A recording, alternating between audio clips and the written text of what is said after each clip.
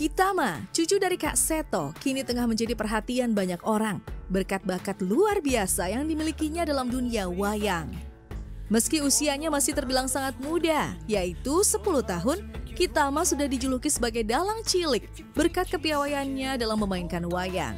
Sejak kecil, Kitama memang sudah diperkenalkan pada dunia seni tradisional ini.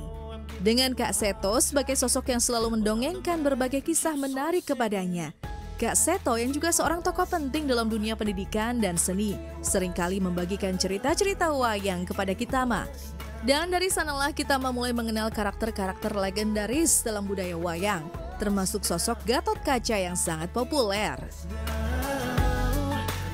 Iya, memang sejak kecil kan sering saya dongengi ya, dongeng apa-apa saja.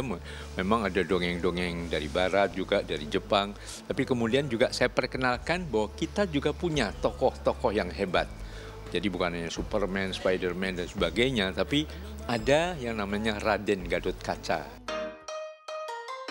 Akhirnya Kitama pun mulai jatuh cinta dengan sosok Gatot Kaca yang selama ini diceritakan oleh sang kakek. Sejak saat itu Kitama semakin tertarik dengan dunia wayang. Bukan hanya sekedar bisa mendalang, Kitama bahkan mulai mengasah kemampuan menarinya, mengikuti gerakan yang sering ia lihat dalam pertunjukan wayang. Rasa penasaran Kitama terhadap dunia wayang semakin mendalam. Dengan kegigihannya, Kitama mulai mencari berbagai sumber belajar. Salah satunya melalui YouTube. Rekoto sang Gatot Kaca mapak arko suto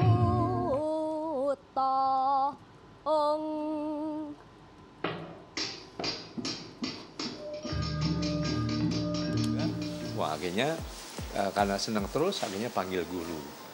Jadi perpaduan juga belajar dari guru, tapi juga belajar misalnya suluknya, atau bumi gonjang-ganjing langit kelap-kelap, dan sebagainya itu akhirnya juga dari YouTube juga.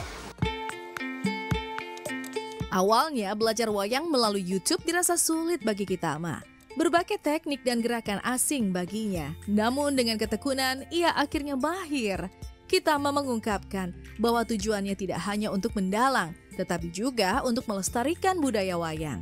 Sebagai kakek dan pendidik, Kak Seto sangat bangga dengan pencapaian cucunya dan selalu mendukungnya. Kitama pun berbagi pengetahuan tentang wayang kepada teman-temannya di sekolah, mengajarkan mereka cara mendalang dan bercerita melalui seni wayang.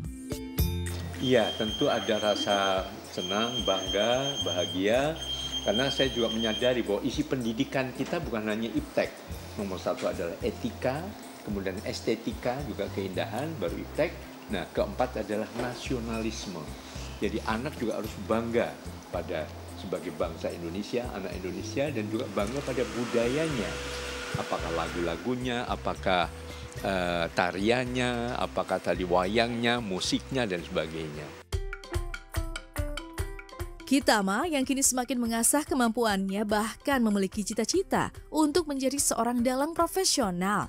Tak hanya belajar, ia pun mulai pentas di beberapa sanggar dan bahkan di sekolah internasional, memperkenalkan seni wayang kepada berbagai kalangan.